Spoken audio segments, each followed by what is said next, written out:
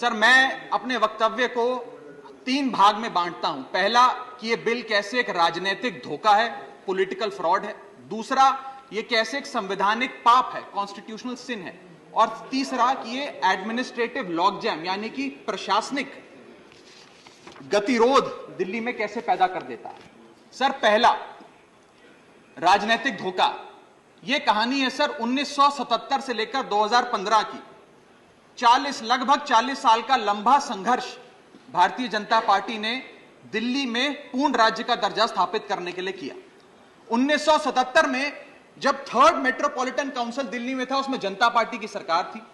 उन्होंने मता पास कर कहा कि दिल्ली को पूर्ण राज्य का दर्जा बनाएंगे। लगातार पूर्ण राज्य की दर्जे की मांग करते करते करते करते ये 1989 का लोकसभा का मैनिफेस्टो में बीजेपी का लाया हूं।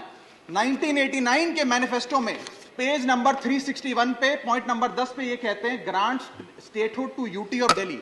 यानी कि 1989 से लेकर लगातार ये लोग दिल्ली को पूर्ण राज्य का दर्जा दिलाने की मांग करते रहे।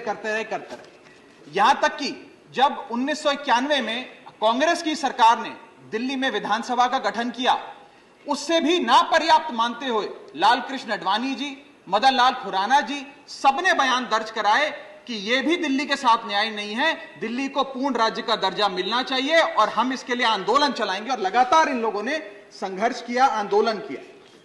सर, 1999 में फिर अपने मैनिफेस्टो में बीजेपी ने, ये 1999 का मैनिफेस्टो है, ये जारी कर कहा कि हम दिल्ली को पूर्ण राज्य का दर्जा देंगे। Page number 132 point number 31, we will give full statehood to Delhi.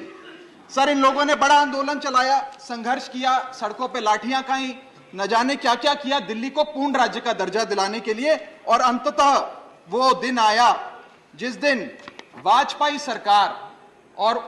सरकार के उप प्रधानमंत्री आदरणीय लाल कृष्ण आडवाणी जी इस सदन के भीतर एक बिल लाए, द कॉन्स्टिट्यूशनल अमेंडमेंट बिल 2003, जो दिल्ली को पूर्ण राज्य का दर्जा देता है। यह बिल आडवाणी जी इस सदन के भीतर लाए और कहा कि दिल्ली को अधिकार देने की जरूरत है, दिल्ली को पूर्ण राज्य का दर्जा भाजपा दिलाएगी। यहां भी बात खत्म नहीं होती सर। इसके बाद 2013 के अपने मैनिफेस्टो में बीजेपी ने कहा हम पूर्ण राज्य का दर्जा देंगे। इनकी जून 2013 में नेशनल एग्जीक्यूटिव की मीटिंग हुई, उसमें मता पास कर कहा हम दिल्ली को पूर्ण राज्य का दर्जा देंगे। यहां तक कि इनके सांसद डॉक्टर हर्षवर्धन ने बयान दिया कि जब आदरणीय नरेंद्र मोदी जी देश के प्रधानमंत्री बनेंगे, हम दिल्ली को पूर्ण राज्य का दर्जा देंगे। ये इन सब ने सर लगातार बातें कही और दिल्ली को पूर्ण राज्य का दर्जा दिलाने की मांग लगातार भारतीय जनता पार्टी दिल्ली वालों के सामने रखती रही। सर, ये बिल